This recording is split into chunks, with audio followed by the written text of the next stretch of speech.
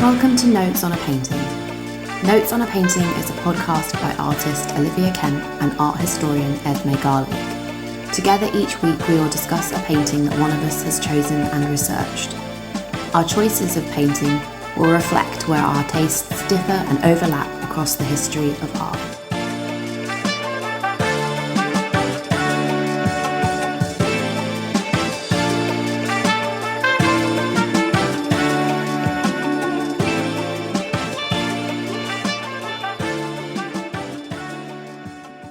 Hello, how are you? Hi, I'm good. Happy New Year. Happy New Year. A Feels like bit ages late. ago already. I know. Now we're into the second month of the year, so Yeah. yeah. Yeah, but I'm good. Yeah, and excited to be back. Yes, same. So I have brought Michaelina Wautier. Again, like she's got contested birth dates. Mhm. 1604 or 1614 until 1689. The painting is two girls as Saint Agnes and Saint Dorothea in the Royal Museum of Fine Arts, Antwerp. And the sources for today's episode are Wikipedia, the page on the artist, an ArtNet article by Katie White on her, the Kunsthistorisches Museum Vienna website on her exhibition there.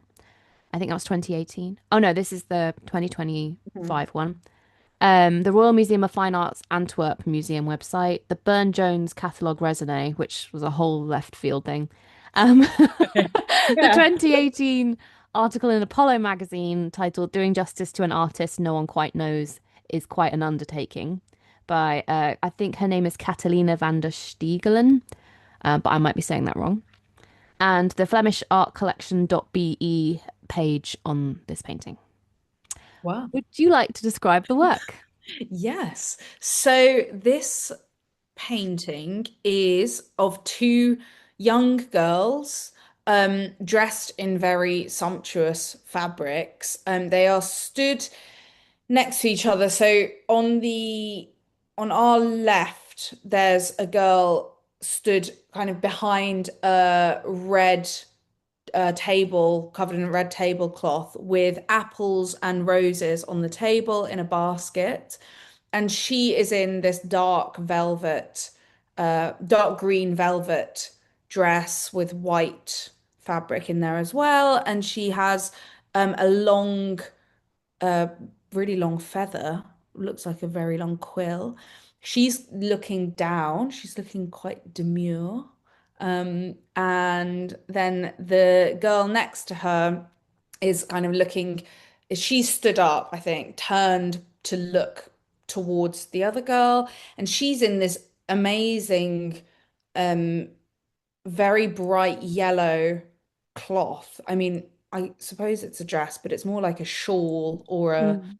I mean, it's really covering most of her body, but her hands are coming out from it. And in the very bottom corner by her, she's stroking a lamb.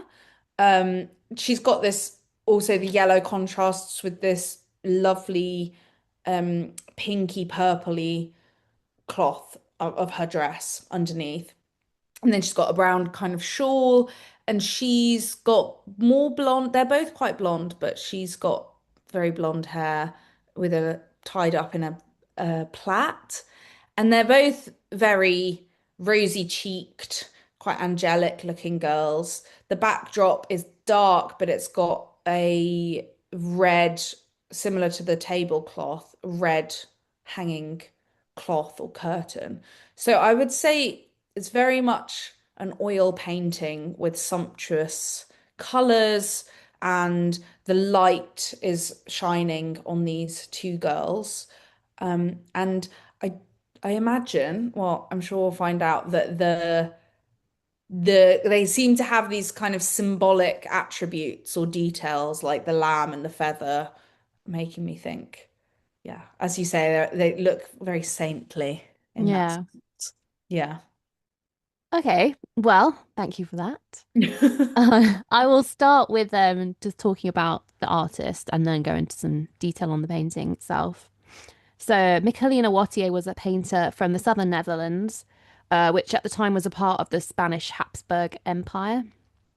And her birthplace is Mons, which is now in modern day Belgium, Mm. which is obviously problems with understanding borders and where people live and what language they speak is it's something we've come up against quite a We've few times. Yeah, in But yeah, was it the Van der Weyden one, which I know is a lot earlier, but that really sent me into a spin about like what is Flanders, what is Belgium, what is Habsburg, like all yeah, of that. But yeah, but this yeah. was the Habsburg, The Spanish Habsburgs, that's had Catholic Spanish and Habsburg.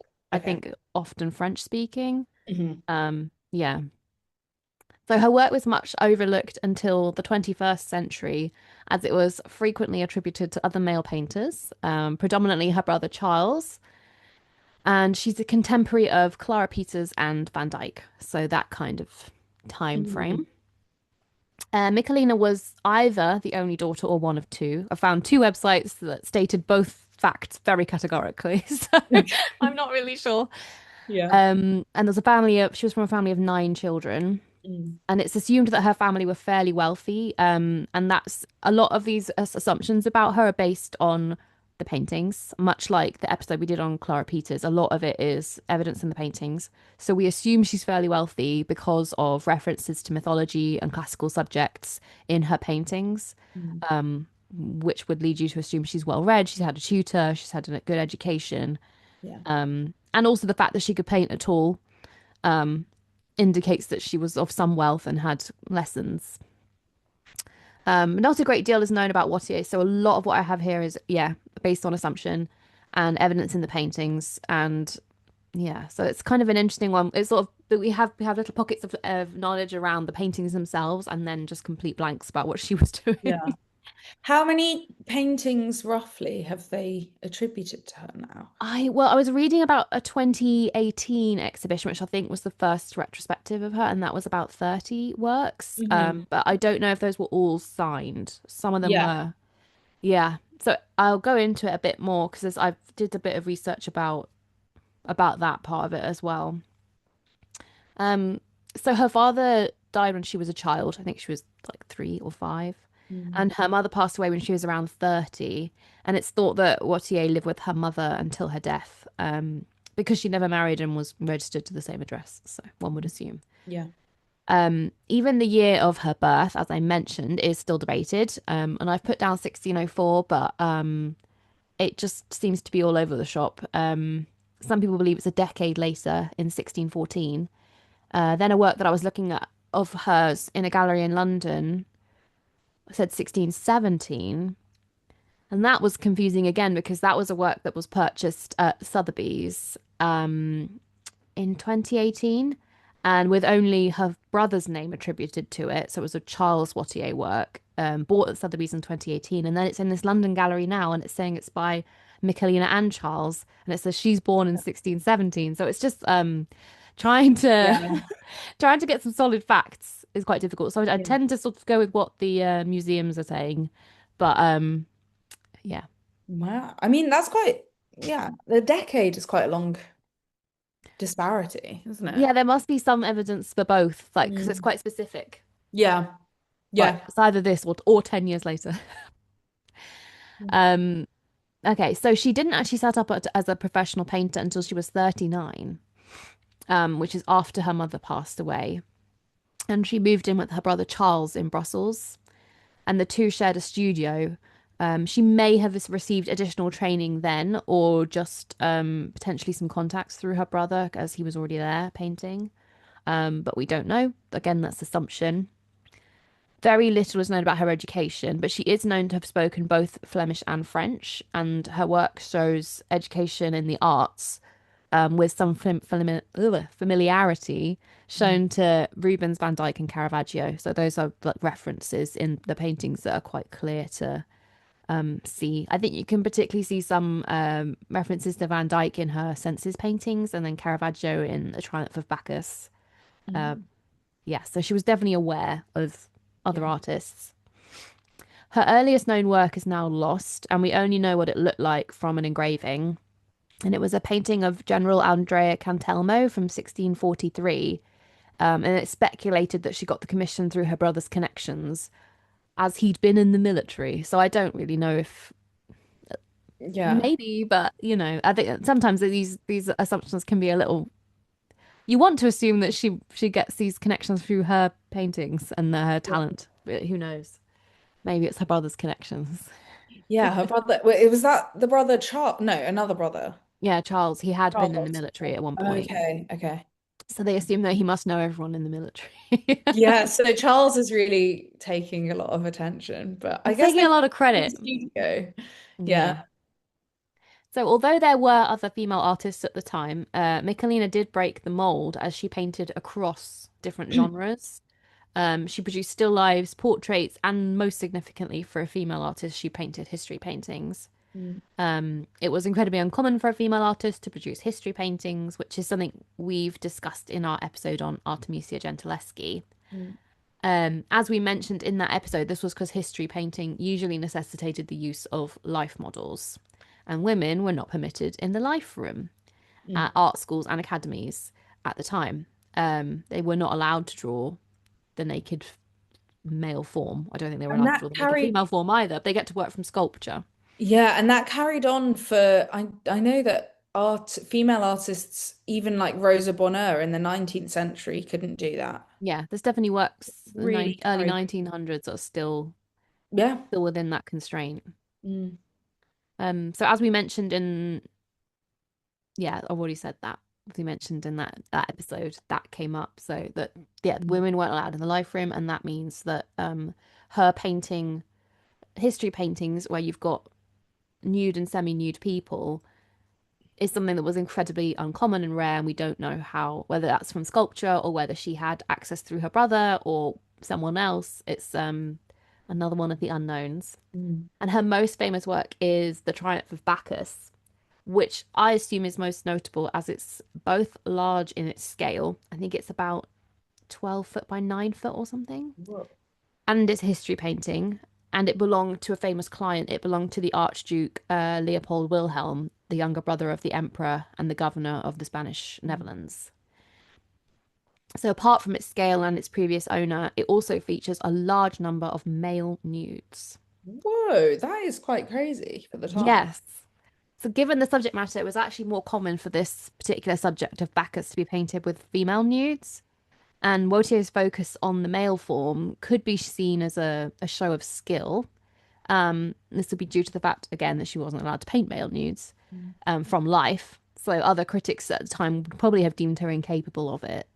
Um, and the emphasis of it, the fact that there's multiple male nudes, it almost seems like an act of defiance in a way, Mm. which makes me like her more. Yeah. Yeah. Because it's definitely a choice to populate the Yeah. painting with that many male nude figures when it's not even that's not even the usual Yeah. composition. And has she signed it? Like, what is it that makes it attributable to her? Or is it just the kind of the techniques and the I believe that one is signed. I'm not very sure cool. Yeah.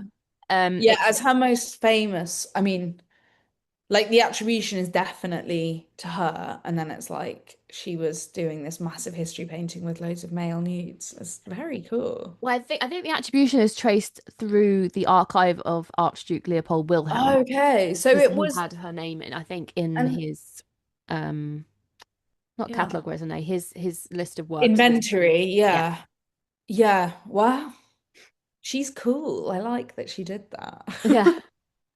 It's interesting because she's making these like large history paintings, but she's also painting like flowers and portraits. Mm, And I don't know whether that's like an interest in multiple genre or just like a need to be adaptable to mm, people's like what the demand is and what she probably didn't have a high demand for a large amount of history paintings by a female yeah. painter, But it's realistically. interesting that, well, I'm sure that a painting that was so large as well, you would need to know that you were going to get the commission and get paid for all of those materials and everything. Yeah. But the fact that it was traced through the inventory, in the inventory as by a female artist, it kind of tells you something about the patron as well, that they were up for having a woman Yeah. painting a big history painting with lots of male nudes.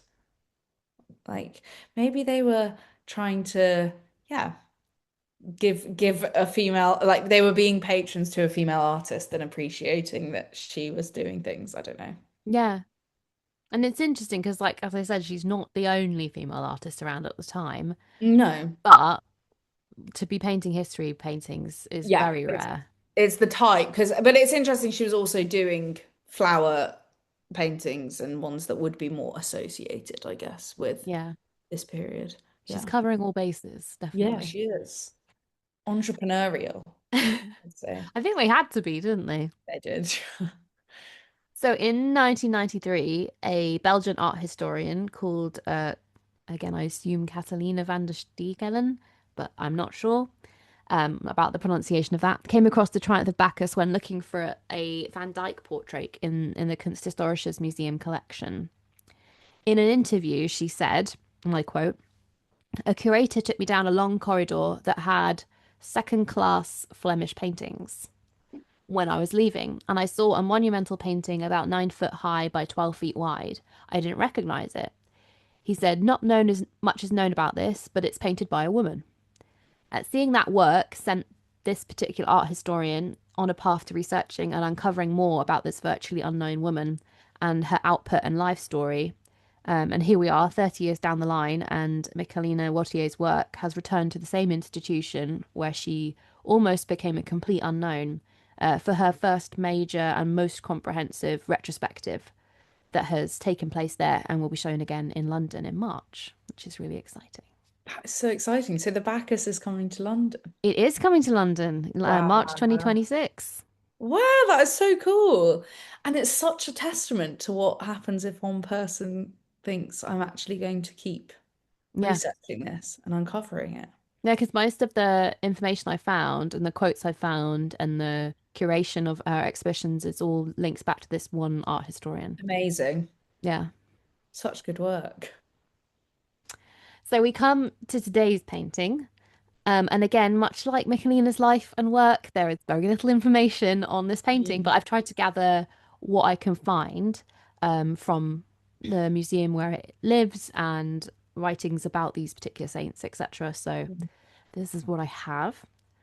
Painted around 1655, the painting is of two girls posing in contemporary dress and hairstyles as St. Agnes and Dorothy, or Dorothea.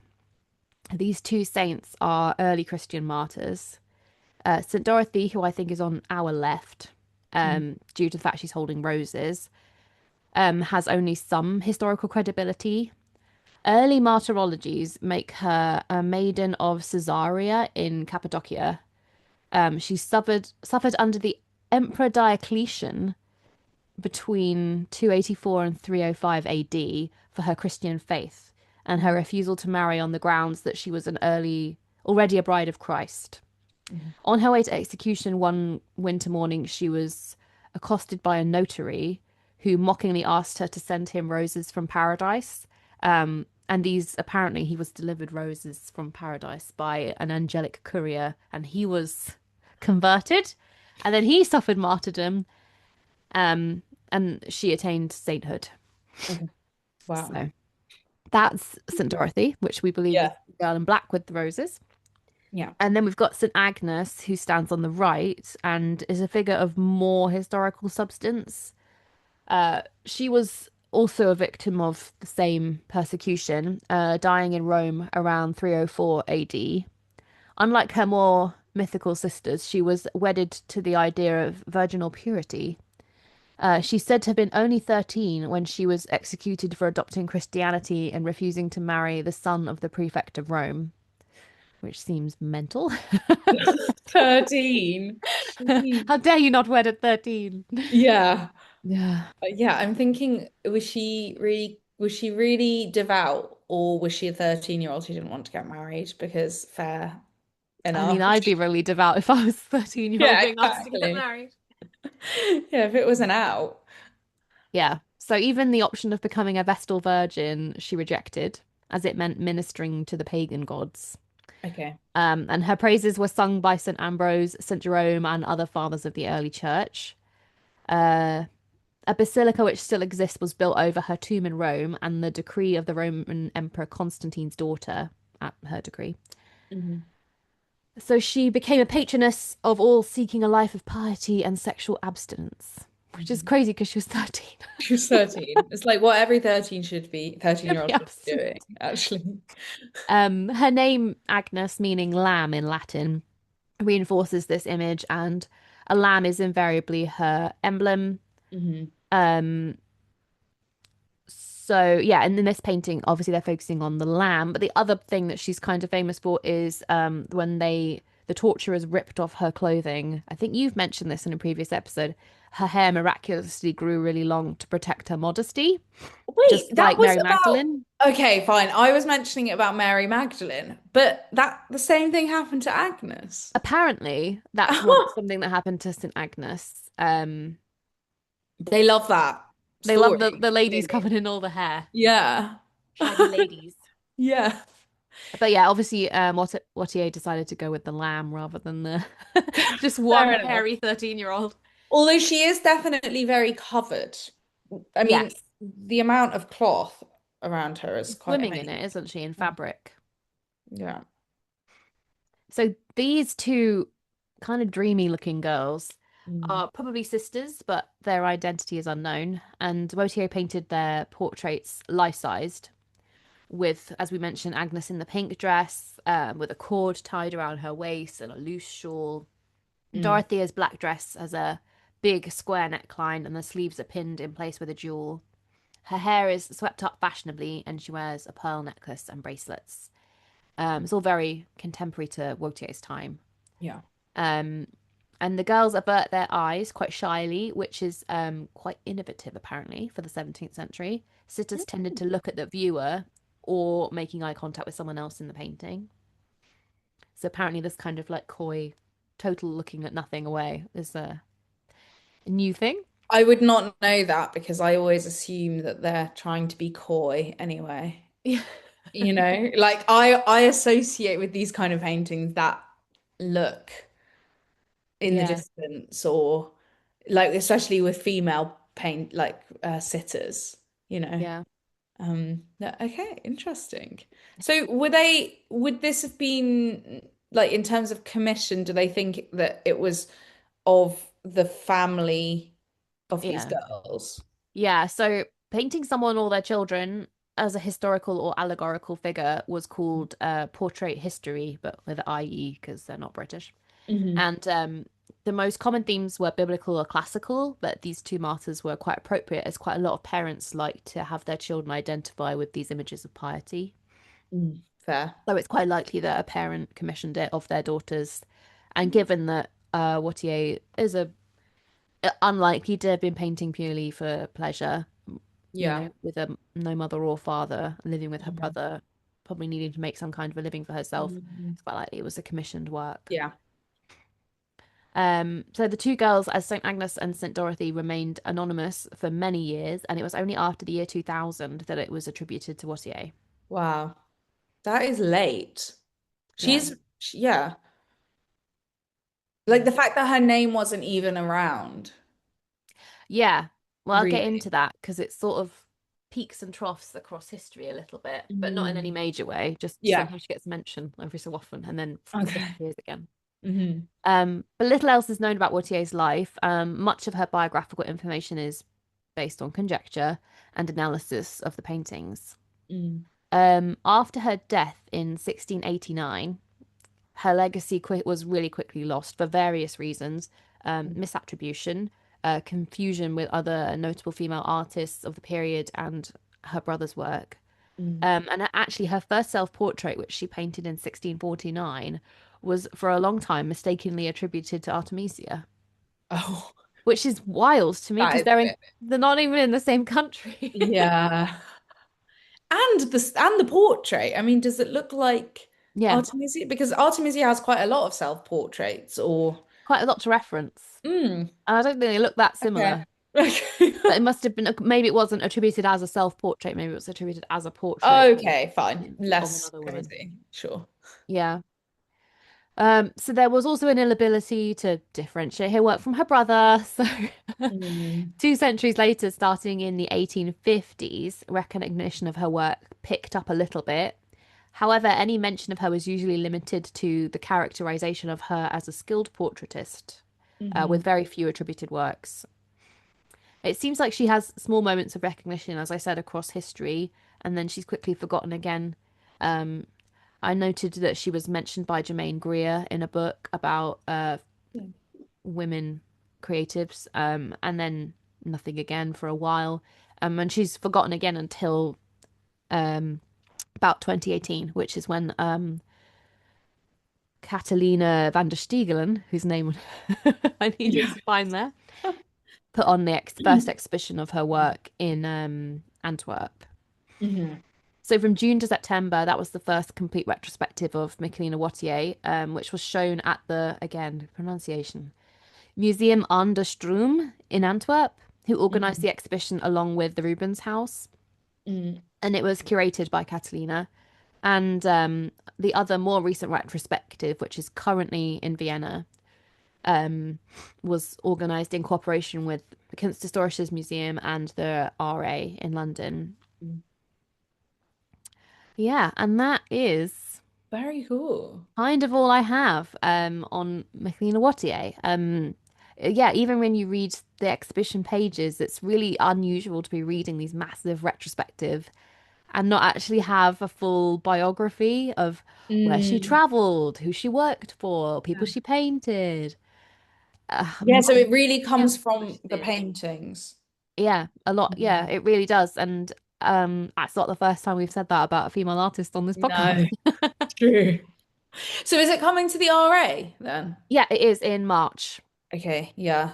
Well, it'll be very interesting to go because, yeah, to see, I do feel with Artemisia, who's probably the most well-known female artist who has quote unquote been rediscovered in a way or had a lot more attention.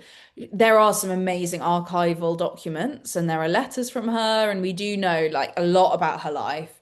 And so what happens when we don't know really much about her life? It's interesting that she never married or that she didn't, I mean, you know, she was living with her parents and then her brother. Yeah. Kind of, you know, Clara Peters was the one who, was it Clara Peters who made loads of money from her work? Like she really Rachel sustained. Roish. Rachel Roish, that's it. She won the lottery, didn't she? Yes. Rachel She made Roish. lots of money from her work, but she also won the lottery. And she was just swimming in it, basically. But you have that, or then you have ones who are you know, painting because they already had the money from their families, or they. Yeah. I mean, Vigée Lebrun was a good example of someone painting because they needed the money. Okay, yeah. So yeah, it's just I like the it almost allows you to just imagine her though as well, to imagine Michaelina with her brother in the studio. That's quite cool, I think. It is, and it's so funny imagine because it we being a did the big episode on studio. Artemisia, and that was like, oh, she's been rediscovered, and oh, she's, you know, so unknown. And then you do one on Michaelina, you're like, no, this is really unknown. This is really Really, yeah. rediscovered. When was she born? Really? Not sure. What did she Yeah. do other than live with her brother? We don't know. Yeah. I think it's quite imaginatively exciting though, because you get to just try and get to the more human side of it through your imagination Yeah. in a way. Try to fill the Yeah. gaps with something. Yeah. Which is quite fun. Cool.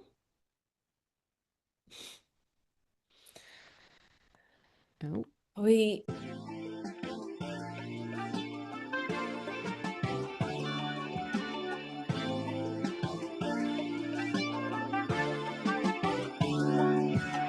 Thank you for joining us this week. We can never be 100% sure of the accuracy of historical events. However, the information we are providing is based on our own research.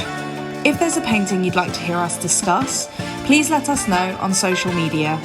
And if you've enjoyed this podcast, please subscribe for weekly episodes.